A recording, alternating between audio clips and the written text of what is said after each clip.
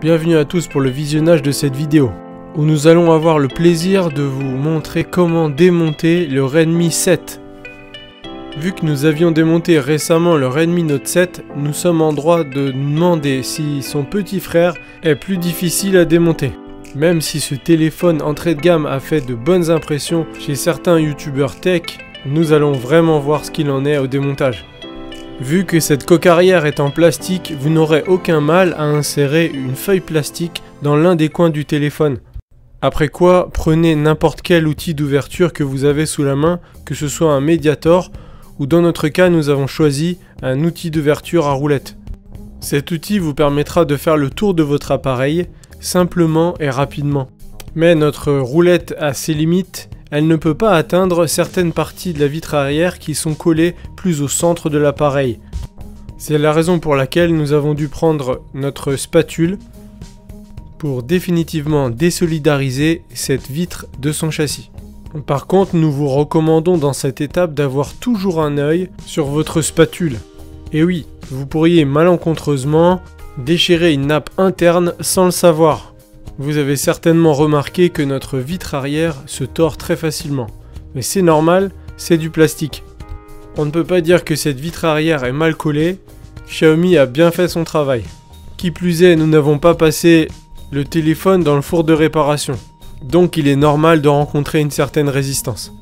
Quoi qu'il en soit, si vous êtes patient, le miracle opère et vous allez pouvoir finalement voir l'intérieur du téléphone.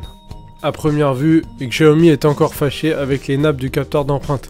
Donc cette fois-ci, à la différence de ce que nous avions fait sur le Redmi Note 7, nous décidons d'enlever la nappe du capteur d'empreinte à la base de la vitre arrière.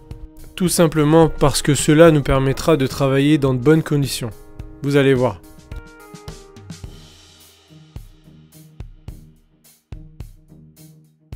Une fois cette nappe déconnectée de la vitre arrière, nous avons champ libre pour commencer à enlever le cache de protection de la carte mère, ce qui nous laissera finalement un accès pour déconnecter la batterie. Pour ce cache de protection, il y a 9 vis à enlever et toutes sont de couleur jaune. Encore une aide avantageuse qui vous aidera dans votre réparation. Une fois que vous avez dévissé ce beau petit monde, vous remarquerez certainement que le cache de protection est lié d'une certaine manière à cette nappe du capteur d'empreinte. Donc pour ne pas faire de manipulation inutile, le technicien décide de déconnecter la nappe du capteur d'empreinte sans pour autant l'avoir délié de ce cache de protection. Et bien sûr, sans attendre, le technicien va tout de suite déconnecter la nappe de la batterie. Rappelons que démonter ou réparer un téléphone qui est encore connecté à la batterie est l'une des pires erreurs que vous puissiez faire. Mais ce ne sera pas notre cas ici. En déconnectant la nappe d'interconnexion et la nappe de l'écran, notre technicien réalise que les languettes autocollantes, faites pour décoller la batterie en toute sécurité, se trouvent non pas sur le bas de la batterie, mais sur le haut. Et forcément, comme il s'agit d'une grande première en termes de démontage de batterie, notre technicien n'a pas pu s'empêcher de tester cette technique au plus vite. Et nous, on se demande vraiment si ça va fonctionner.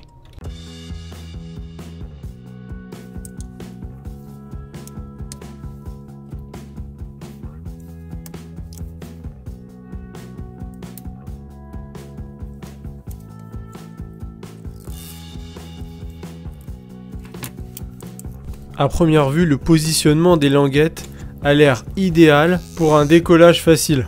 Mais nous restons néanmoins prudents. Parce que dans les réparations de téléphone, on a toujours des surprises. Qu'en est-il de cette deuxième languette autocollante ?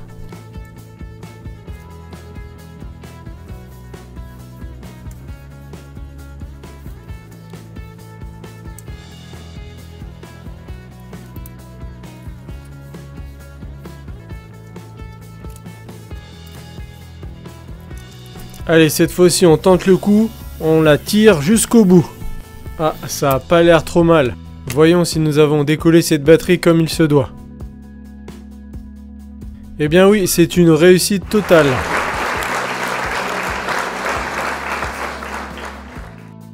C'est vraiment super cool. Mais il y a peut-être encore mieux. Il se pourrait que nous puissions enlever l'écran sans pour autant devoir enlever le module haut-parleur. C'est la raison pour laquelle nous allons passer tout de suite notre téléphone dans le four de réparation. Si c'est le cas, ce téléphone pourrait bien devenir le téléphone le plus facile à réparer de l'année 2019. Ça y est, notre téléphone est bien chaud et heureusement nous avons mis des gants.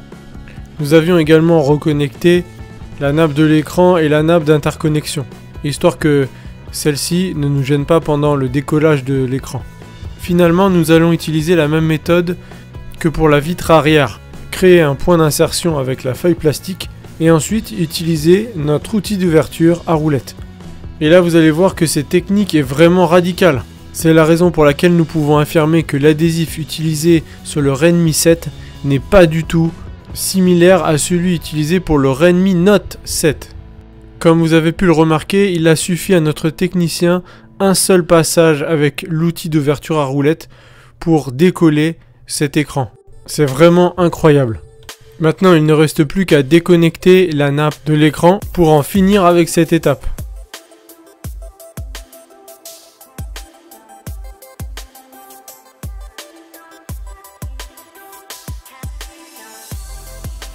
Quand on vous disait que lors d'un démontage ou d'une réparation, il y a toujours des surprises, eh bien nous ne pensions pas que ça aurait été le cas dans cette vidéo. Avec la bonne expérience que nous avons eue avec la batterie, on était presque certain que Xiaomi avait conçu ce téléphone avec la possibilité de décoller l'écran sans être obligé de décoller la batterie et d'enlever le module haut-parleur. C'était en partie vrai avec la batterie. Mais au moment d'enlever la dernière partie de la nappe de l'écran, qui est le connecteur, nous nous sommes rendus compte que Xiaomi ne nous avait pas donné cette possibilité. C'est vraiment trop bête, on aurait pu gagner un temps précieux. Du coup maintenant on est vraiment obligé d'enlever le module haut-parleur. Il y aura 8 vis à enlever au total, mais 2 d'entre elles sont plus petites que les autres. Heureusement que Xiaomi les a identifiées en verte, ce qui sera plus facile pour s'y retrouver. Au moment d'enlever le module haut-parleur, faites attention de ne pas tirer comme une brute. Les pièces détachées de téléphone portable restent fragiles dans une certaine mesure. Maintenant, on va pouvoir enfin finalement enlever notre écran. Et forcément, le module haut-parleur ne posera aucune résistance. Voyons ce qu'il nous reste à enlever maintenant sur ce téléphone. Effectivement, la nappe d'interconnexion est un élément facile à enlever. Pour enlever la carte avec le connecteur de charge, vous aurez encore une vis à dévisser et celle-ci fait partie des vis de petite taille, donc elle est verte. Le câble d'antenne ne vous posera aucune résistance non plus.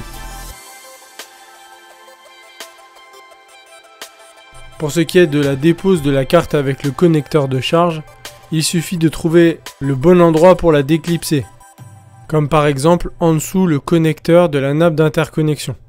Et voilà, c'est fait. En ce qui concerne maintenant la dépose de la carte mère, comme vous allez le voir, il y a juste 2 choses à ne pas oublier. Une vis de couleur verte au bas de la carte mère, et également le fameux tiroir SIM. Et pour le coup, ce sera intéressant de le noter, quelque chose de rarissime dans un démontage, vous pourrez simplement enlever la carte mère avec votre pouce. C'est aussi simple que ça. Donc en termes de démontage, ce Redmi 7 mérite presque un 10 sur 10. Même si Xiaomi aurait pu simplifier quelques étapes pour gagner un peu de temps, nous sommes vraiment conquis.